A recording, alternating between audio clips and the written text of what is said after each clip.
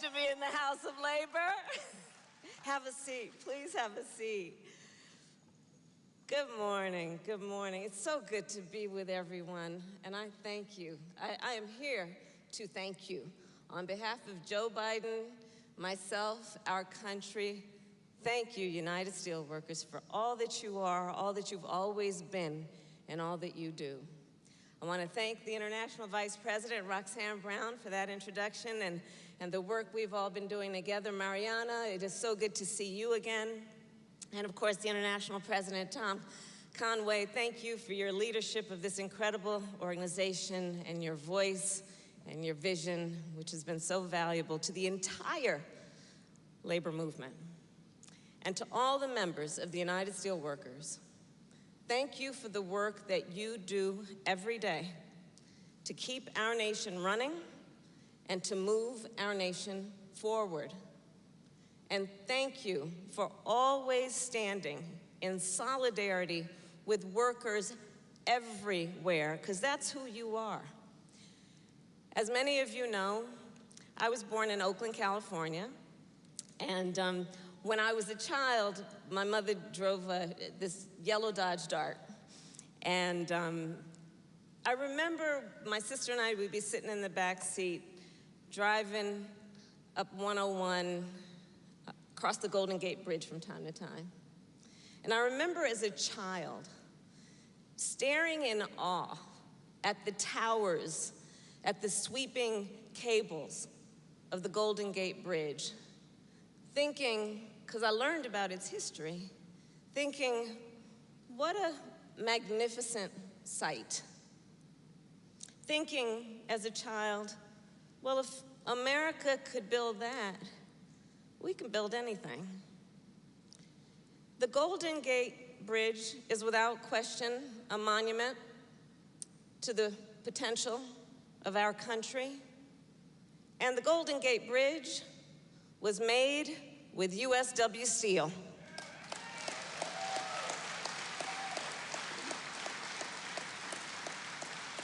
Just like the skyscrapers in New York City, the bridges of Pittsburgh, the assembly lines of Detroit, and the oil fields of Texas. USW Steel built our nation.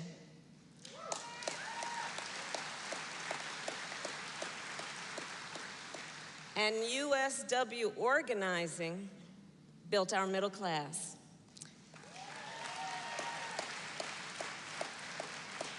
For decades, USW workers fought for a living wage, for company-funded pensions, and for job security.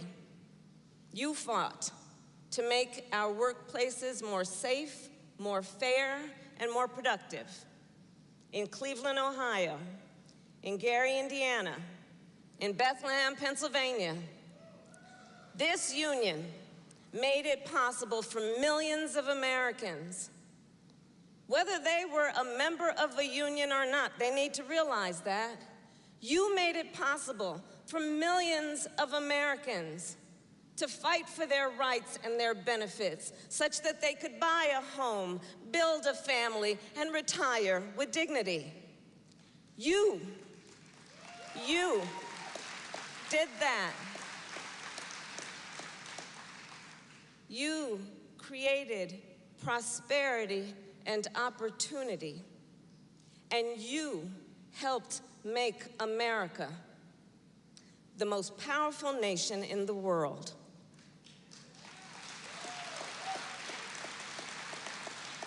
And I'm gonna tell you something, I have now, as Vice President, talked directly in person or by phone with at least 100 heads of state from around the world. Presidents, prime ministers, kings. And when they look to who we are as America, and they applaud our success and our prosperity, they do so understanding, if Joe and I are telling it, that the strength of America is because of the workers of America and the protection of workers of America and the recognition of the dignity of the work that those workers do.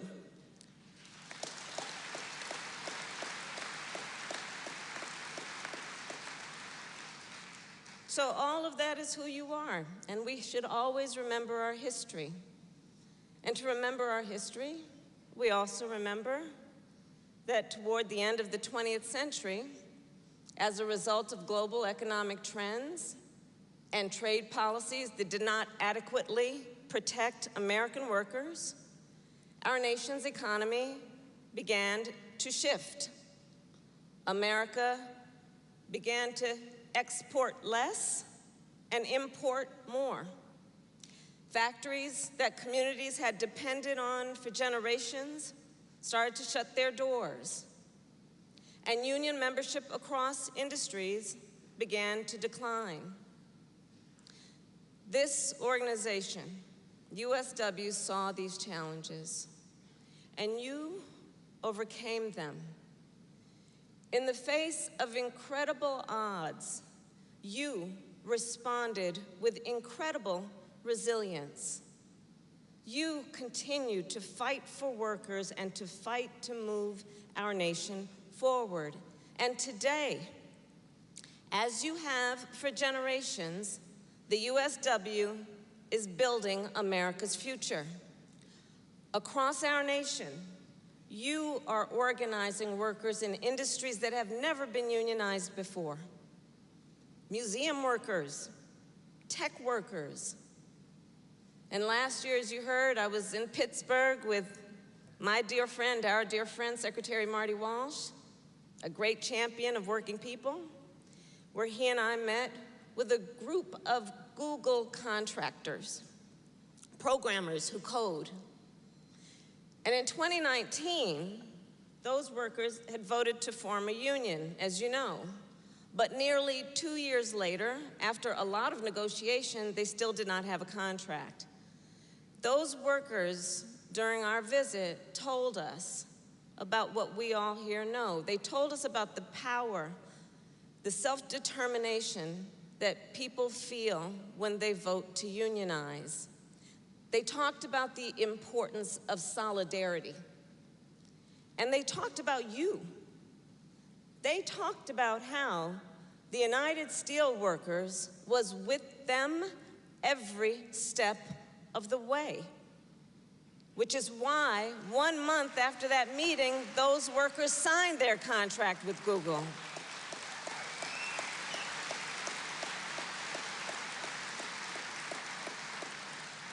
And became one of the first tech unions in our nation. This is the work you do. And this victory is part of a larger story. Today, we see the beginning of a new era in the American labor movement, led by you, standing on the shoulders of the great leaders who fought, who bled. For the strength of this movement, a new era, an era in which workers of every age, every race, every gender, every profession have the opportunity to benefit from the power of solidarity. The USW is charting that new era. You are fighting for better wages, safer working conditions, stronger protections against harassment and discrimination. And every day, I see it, I'm traveling our country every day. You are fighting to make sure that workers always have a voice and that the dignity of their work is always respected. And let us be clear, like I said before, everyone benefits from that work because when union wages are up, everybody's wages go up. When union workplaces are safer, all workplaces are safer. And when unions are strong, America is strong.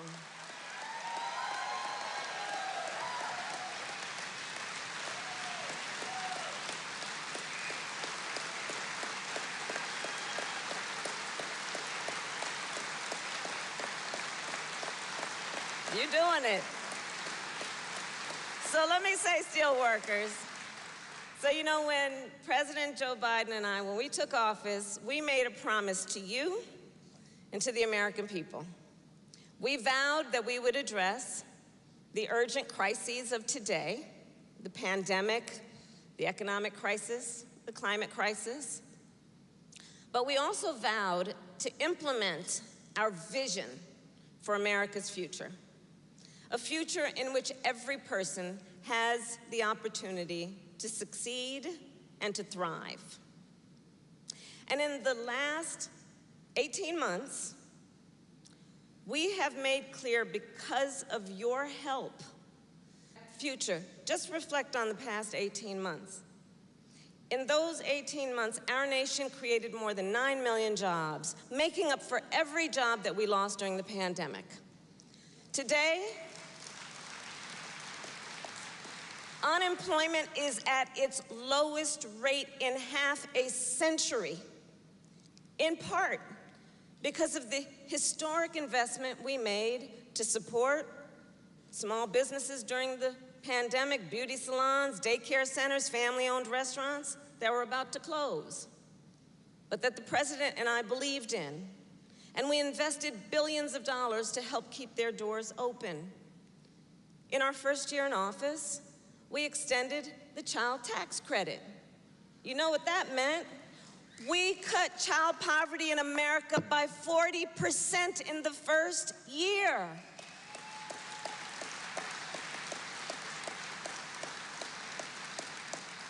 And we passed a tax cut to give parents up to $8,000 for the cost of raising a child. That means putting more money in that parent's pocket for the cost of food, medication, and school supplies for their children. Through our White House Labor Task Force, which you've heard about, led with Marty Walsh, we have torn down barriers to organizing. And this year, our administration did, and this is something we are particularly proud of, did the long overdue work to protect pension plans for millions of union workers. Long overdue.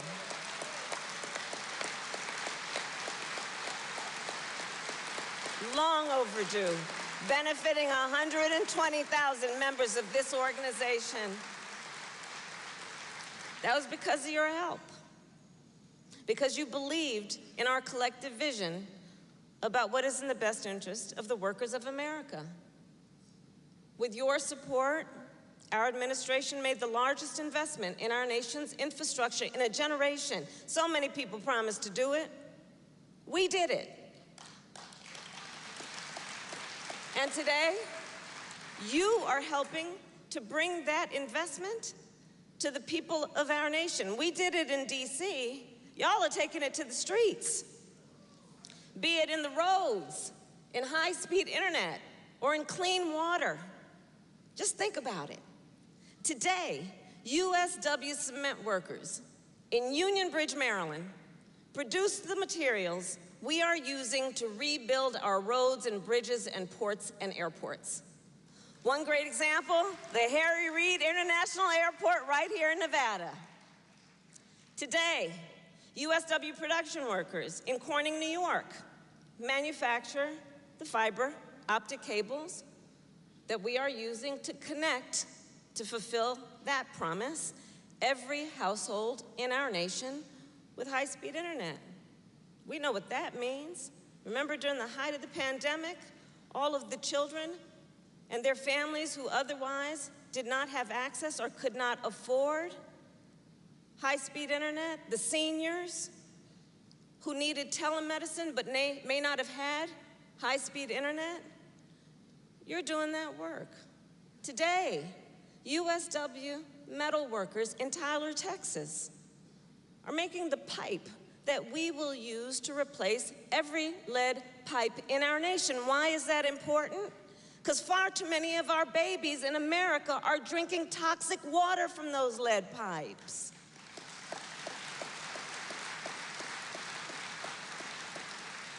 And to make sure that USW facilities across the country can run at full capacity, our administration just boosted production of semiconductors, which will be made right here in America.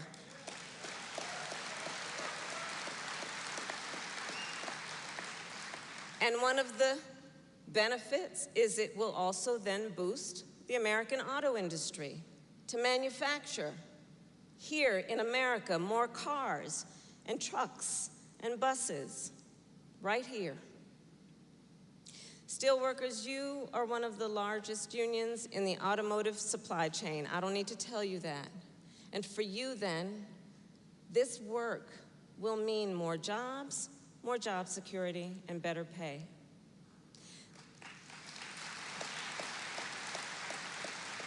So, the President and my vision for the future also means lowering costs for Americans. Today we learned that last month our economy had 0% inflation. In July, we saw a drop in gas prices and a range of other goods like clothing and airfares and household appliances, which means more money in the pockets of working families. Combined with the fact that our nation created more than 500,000 jobs last month, it is clear that our nation is making progress. Now, we still know there's more work to be done to make sure that working families can get ahead and stay ahead, which is why very soon our President Joe Biden will sign into law another piece of our agenda, which is we will cap the cost of insulin for seniors at $35 a month, reduce health insurance costs for 13 million Americans by an average of $800 a year, and allow, I'm saying to a bunch of labor leaders, and allow Medicare to negotiate the price of prescription drugs. And here's what that means. Think about it.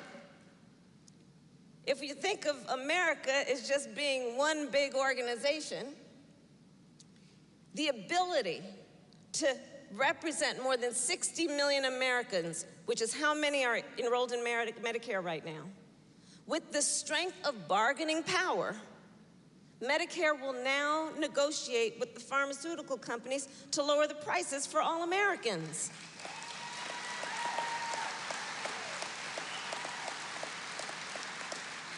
And you all are the authors of the strength of bargaining power, so you know what I'm talking about.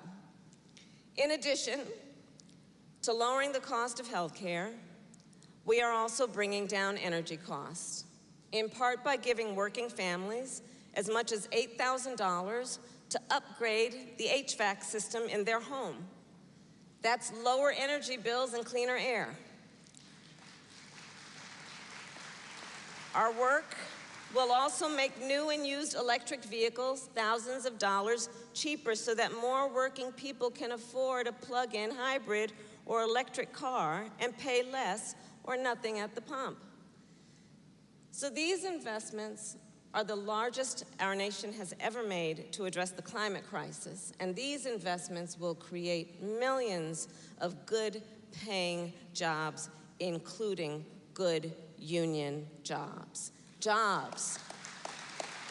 Union jobs, for workers who will forge the steel we need to produce wind turbines and solar panels. Jobs for rubber workers, aluminum workers, glass workers who will make the parts that are needed for these millions of electric vehicles. And jobs for the auto workers who will manufacture those vehicles.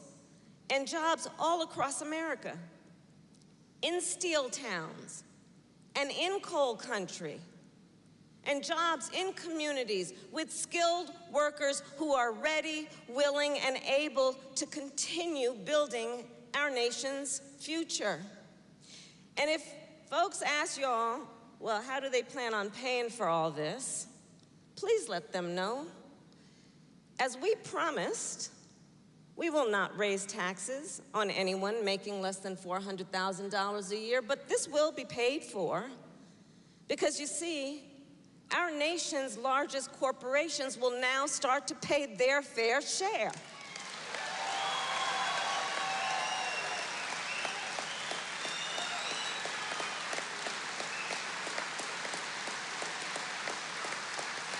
We're getting some stuff done.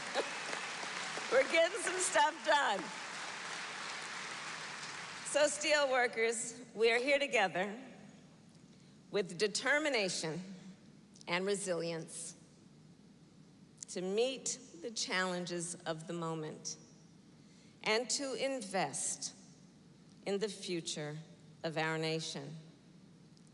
And we are guided by the spirit of this labor union, and we are guided by the ambition of our nation to always push forward, to always fight for a more fair, more equal, and more just future. America has a job to do, and to get it done, we need you.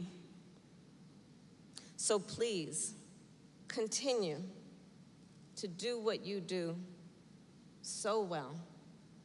Continue to build coalitions of workers of all ages and races and backgrounds. Continue to activate and organize new communities. Continue to fight for the future of our nation. And I promise you, our administration will be with you every step of the way. God bless you, and God bless America.